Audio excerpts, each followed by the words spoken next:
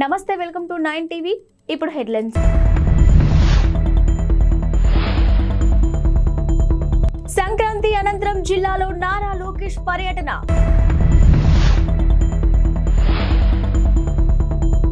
అత్తాపూర్లో భారీ అగ్ని ప్రమాదం సురక్షిత ప్రాంతాలకు స్థానికుల తరలింపు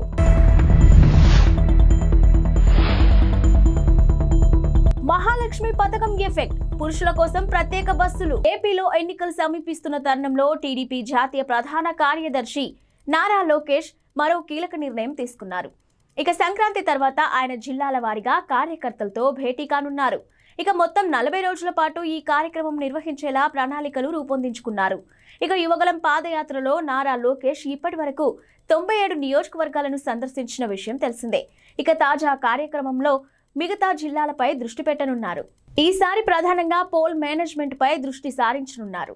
బూత్ లెవెల్, మండల స్థాయి, అనుబంధ సంస్థల కమిటీలతో సహా సంస్థాగత వ్యవహారాలపై సమీక్షలు నిర్వహించనున్నారు.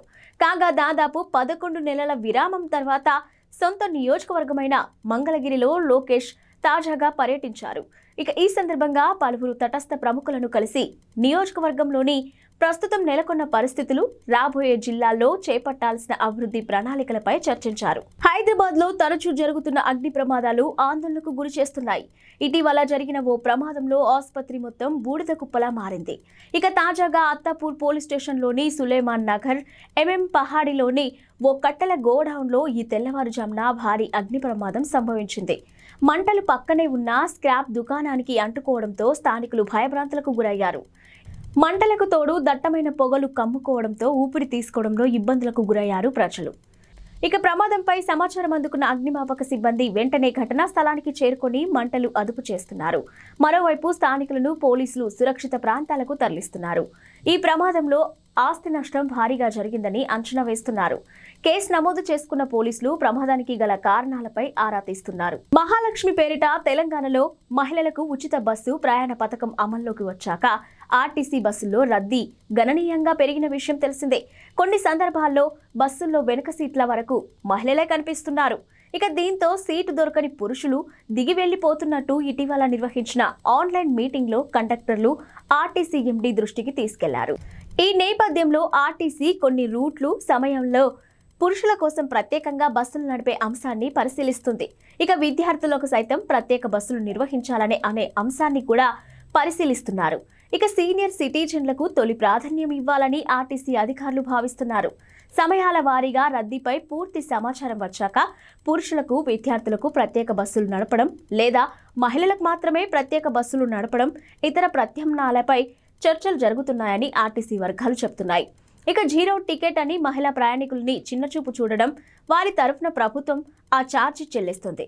ఇక ప్రయాణికులకు ఇబ్బంది కలగకుండా పలు రకాల ప్రత్యామ్నాయాలపై దృష్టి పెట్టామని ఓ అధికారి తెలిపారు. ఏపీ ఆరోగ్యశ్రీ సేవల నెట్వర్క్ ఆసుపత్రుల యాజమాన్యాలు కీలక నిర్ణయం తీసుకున్నాయి. ఇక పెండింగ్ బిల్లుల పెంపు, చెల్లింపు, శస్త్రచికిత్సల ఛార్జీల పెంపు డిమాండ్లను పరిష్కరించకపోవడంతో ఈ నెల 29 నుంచి ఆరోగ్యశ్రీ సేవలను నిలిపివేస్తున్నామంటూ ఏపీ ప్రభుత్వానికి లేఖ రాశాయి. 29 నుంచి ఆరోగ్యశ్రీ కింద రోగులను చేర్చుకోబోమని స్పష్టం చేశాయి. ఇక డిసెంబర్ 15లోగా అన్ని సమస్యలను పరిష్కరిస్తామంటూ తమకు హామీ ఇచ్చి అమలు పరచలేదని ఆసుపత్రుల యాజమాన్యాలు ఆగ్రహం వ్యక్తం చేశాయి. దీంతో సేవలు నిలిపివేయాలని నిర్ణయించినట్టు పేర్కొన్నాయి. ఇక కాగా ఆసుపత్రులకు 1000 కోట్ల రూపాయల పెండింగ్ బిల్లులు చెల్లించాలని ఆరోగ్యశ్రీ నెట్వర్క్ ఆసుపత్రులు చెబుతున్నాయి. పలు శస్త్రచికిత్సలకు సంబంధించిన ఛార్జీలను పెంచాలని డిమాండ్ చేస్తున్నాయి. తమ సమస్యలను పరిష్కరించాలంటూ గతంలో డెడ్ లైన్ ను విధించిన సంగతి తెలిసిందే. హైదరాబాద్ లోని బేగంపేట ప్రజాభవన్ బారికేడ్లను కారు ఢీకొన్న ఘటన మరో మలుపు తిరిగింది. ఈ ఉదంతం వెనుక బోధన్ మాజీ ఎమ్మెల్యే షకీల్ కుమారుడు సాహిల్ అలియాస్ రాహిల్ ఉన్నట్టు తెలుస్తుంది. అయితే దీన్ని పోలీసులు గుర్తించారు. ఈ నెల 23న అర్ధరాత్రి ఓ కారు ప్రజాభవన్ వద్ద ఉన్న బారికేడ్లను ఢీకొన్న విషయం తెలిసిందే. బోధన్ మాజీ ఎమ్మెల్యే షకీల్ తనయుడు సాహిల్ అతివేగంతో కారు నడుపుతూ ప్రజాభవన్ వద్ద బారికేడ్లను బలంగా ఢీకొట్టాడు. ఇక ఈ ఘటన జరిగిన సమయంలో కారులో 3 యువతులు కూడా ఉన్నారు. ఈ క్రమంలో అక్కడ విధులు నిర్వహిస్తున్న ట్రాఫిక్ సిబ్బంది పంజాగుట్ట పోలీసులకు సమాచారం ఇచ్చి సాహిల్తో పాటు 3 యువతులను అప్పగించారు.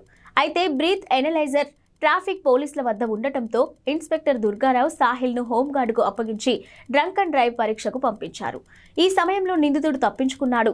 అనంతరం సాహిల్ దుబాయ్లో తండ్రికి ఫోన్ చేసి విషయం చెప్పడంతో ఆయన సూచనతో అనుచరులు సాహిల్ను తప్పించి వారి పని మనిషి అబ్దుల్ ఆసిఫ్ను పంజాగుట్ట ఠానాకు తీసుకెళ్లారు.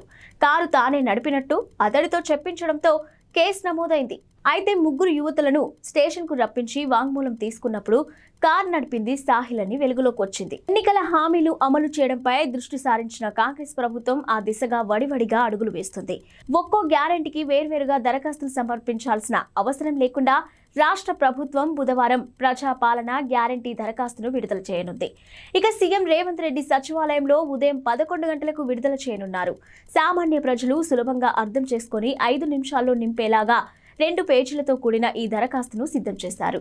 ఇక రాష్ట్ర వ్యాప్తంగా అన్ని గ్రామాలు, మున్సిపాలిటీలు, కార్పొరేషన్లలో భాగంగా వార్డులకు ఈ ప్రోఫార్మాలు చేరవేసేలా ప్రభుత్వం ఏర్పాటు చేస్తుంది. ఇక దరఖాస్తు మొదటి పేజీలో ఎడమవైపు తెలంగాణ రాష్ట్ర చిహ్నంతో పాటు సీఎం రేవంత్ రెడ్డి ఫోటోను కూడా ముద్రించారు. ఇక కుడివైపు అభయహస్తం సింబల్, డిప్యూటీ సీఎం బట్టి ఫోటోను కూడా ప్రింట్ చేశారు. వారణాసికి చెందిన యాచకులు అయోధ్య రామాలయానికి 4.5 లక్షలను విరాళంగా ఇచ్చారు. తద్వారా ఆలయ నిర్మాణంలో తమ వంతు పాత్ర పోషించాలన్న చిరకాల వాంఛ తీర్చుకున్నారు. ఇక ఆయన నిర్మాణం కోసం ఆర్ఎస్ఎస్ సంస్థ సమర్పణ్ నిధి క్యాంపెయిన్ నిర్వహిస్తుంది. ఈ కార్యక్రమంలో 2020 నవంబర్లో కాశీలోని కొందరు యాచకులు ఆర్ఎస్ఎస్ కార్యాలయాన్ని సందర్శించి తమ మనసులో మాట బయటపెట్టారు. తొలుత అధికారులు సంశయించిన యాచకుల విజ్ఞప్తి మేరకు స్వీకరించేందుకు అంగీకరించారు. కాశీ ప్రావిన్స్లోని 27 జిల్లాల భక్తులు ఈ విరాళం అందించారు. కాశీకి చెందిన మొత్తం 300 మంది యాచకులు విరాళం ఇచ్చారని ఆర్ఎస్ఎస్కు చెందిన మురళీపాల్ తెలిపారు. ఈ సందర్భంగా వైద్యనాథ్ అనే యాచకుడు మాట్లాడుతూ తాను 30 ఏళ్ల క్రితం అనారోగ్యం బారిన పడి ఏ పని చేయలేని స్థితికి చేరుకున్నట్టు తెలిపారు. ఇక నాటి నుంచి యాచక వృత్తితోనే పొట్ట పోసుకుంటున్నట్టు తెలిపాడు. ఇక అయోధ్య రామాలయం కోసం నిధుల స్వీకరణ విషయం తెలియగానే తాము కూడా పాలు పంచుకోవాలని నిర్ణయించినట్టు తెలిపారు. ఇక జనవరి 22న అయోధ్యలో జరిగే రామాలయ ప్రారంభోత్సవానికి హాజరవుతానని కూడా చెప్పారు. మరోవైపు వేల మంది చెప్పులు కుట్టేవాళ్లు, స్వీపర్లు కూడా రామమందిర నిర్మాణానికి విరాళాలు ఇచ్చారు. దేశ రాజధాని ఢిల్లీలోని ఇజ్రాయెల్ రాయబార కార్యాలయానికి సమీపంలో పేలుడు కలకలం రేపింది. పేలుడు శబ్దం వినపడిందంటూ స్థానికులు అందించిన సమాచారంతో పోలీసులు రంగంలోకి దిగారు. Dog squad, crime team, bomb disposal బృందాలతో సహా ఢిల్లీ పోలీసులు ఘటనా స్థలానికి చేరుకొని దర్యాప్తు మొదలుపెట్టారు. ఆ ప్రాంతాన్ని క్షుణ్ణంగా పరిశీలించగా రాయబార కార్యాలయానికి కొన్ని మీటర్ల దూరంలో ఉన్న ఓ ఖాళీ స్థలంలో ఓ లేఖను గుర్తించారు. ఇజ్రాయెల్ రాయబారిని ఉద్దేశిస్తూ ఈ లేఖ రాసి ఉండటంతో ఫోరెన్సిక్ ల్యాబొరేటరీ నిపుణులు కూడా ఘటనా స్థలానికి చేరుకొని పరిశీలించారు. ఇక లెటర్తో పాటు చుట్టి ఉన్న ఒక జెండాను కూడా గుర్తించారు. లేఖను సీజ్ చేశారు. ఘటనా స్థలంలో లభించిన వాటిని ఫోరెన్సిక్ పరిశీలన కోసం పంపించారు. ఈ ఘటనపై ఇజ్రాయెల్ డిప్యూటీ రాయబారి ఓహద్ నకాష్ కైనార్ ఒక వీడియోను విడుదల చేశారు. సాయంత్రం 5 గంటల తర్వాత రాయబార కార్యాలయానికి సమీపంలో పేలుడు సంభవించిందని అన్నారు. తమ సిబ్బంది, కార్మికులు అందరూ సురక్షితంగా ఉన్నారని వెల్లడించారు. ఈ ఘటనపై దర్యాప్తులో తమ భద్రతా బృందాలు ఢిల్లీ పోలీసులకు పూర్తి సహకారం అందిస్తున్నట్టు తెలిపారు.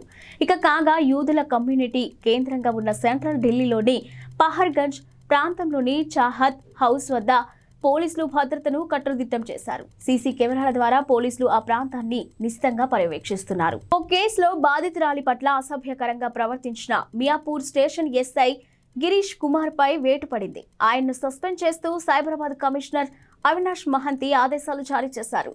ఓ కేసు నిమిత్తం స్టేషన్ కు తరలివచ్చిన ఓ బ్యూటీషియన్ ఫోన్ నంబర్ తీసుకుని ఎస్ఐ ఆమె వెంటపడి అసభ్యకరంగా ప్రవర్తించినట్టు విచారణలో తేలడంతో ఈ చర్య తీసుకున్నారు. ఇక ఈ మేరకు మంగళవారం ఆదేశాలు జారీ చేశారు. కాగా వ్యాపారం పేరుతో తన స్నేహితుడు 6 లక్షల రూపాయలు తీసుకుని మోసం చేశాడని, తిరిగి ఆ డబ్బు ఇవ్వడం లేదంటూ బాధిత బ్యూటీషియన్ మియాపూర్ ఠాణాలో చీటింగ్ కేసు పెట్టింది. నిందిత వ్యక్తి నుంచి డబ్బులు ఇప్పించడంతో కేసు ముగిసింది. కానీ ఎస్ఐ గిరీష్ కుమార్ బాధిత మహిళ పట్ల అసభ్యకరంగా ప్రవర్తించాడు. ఇక వెంటపడి వేధిస్తూ ఉండటంతో బాధిత మహిళ నేరుగా సిపికి ఫిర్యాదు చేసింది. దీంతో ఎస్ఐపై సస్పెన్షన్ వేటు పడింది. అయోధ్య రామ మందిర నిర్మాణంలో మన హైదరాబాదీ కంపెనీ భాగస్వామ్యం కూడా ఉంది. ఇక గుడి ప్రధాన ద్వారంతో పాటు ఇతర తలుపులను తయారు చేసే అవకాశం సిటీలోని కంటోన్మెంట్ ఏరియాలో ఉన్న అనురాధ టింబర్ ఎస్టేట్ కు దక్కింది. గుడి తలుపుల తయారీ కాంట్రాక్ట్ ను దక్కించుకున్న ఈ కంపెనీ అయోధ్య రామ మందిర పరిసరాల్లో ప్రత్యేకంగా వర్క్ షాప్ ను ఏర్పాటు చేసి మరీ పనులు చేస్తుంది. మొత్తం 300కు పైగా ద్వారాలు తయారు చేయాల్సి ఉందని, ఇప్పటికే 118 ద్వారాలు తయారయ్యాయని కంపెనీ నిర్వాహకులు చెదల్వాడ శరత్ బాబు తెలిపారు. ఇక ఇటీవల యాదాద్రి పునర్నిర్మాణంలోనూ తాము పాలు పంచుకున్నామని చెప్పారు. యాదాద్రి లక్ష్మీ నరసింహస్వామి గుడికి ప్రధాన ద్వారాలు రూపొందించింది తామేనని వివరించారు. ఇక రామాలయానికి ద్వారాలను రూపొందించేందుకు చాలా కంపెనీలు పోటీ పడ్డాయి. అయితే ఆలయ ద్వారాలు తయారీలో అనుభవం ఉన్న యాదాద్రి ద్వారాలను నాణ్యతను పరిశీలించిన అయోధ్య ట్రస్ట్ సభ్యులు అనురాధ టింబర్ ఎస్టేట్ కు పనులు అప్పగించారు. ట్రస్ట్ ప్రధాన కార్యదర్శి సంపత్ రాయ్ ఆదేశాలు ఇచ్చినట్టు డిజైన్ మేరకు ద్వారాల తయారీ పనులు ప్రారంభించినట్లు శరత్ బాబు వివరించారు. ఇందుకోసం ఆలయ పరిసరాల్లోనే ప్రత్యేకంగా వర్క్ షాప్ ను ఏర్పాటు చేసుకున్నామని తెలిపారు. ఇప్పటికే పూర్తయిన ద్వారాలను జనవరి 1న బిగించే ఏర్పాట్లు చేస్తున్నట్లు పేర్కొన్నారు. తలుపుల తయారీ కోసం మహారాష్ట్రలోని బల్లర్షా నుంచి ప్రత్యేకంగా టేకు కలపను తెప్పించినట్లు తెలిపారు. ఈ ద్వారాల తయారీ పనులలో తమిళనాడుకు చెందిన కుమార్ రమేష్, మహాబలిపురం, కన్యాకుమారికి చెందిన మరో 60 మంది శిల్పుల బృందం నిమగ్నమైందన్నారు.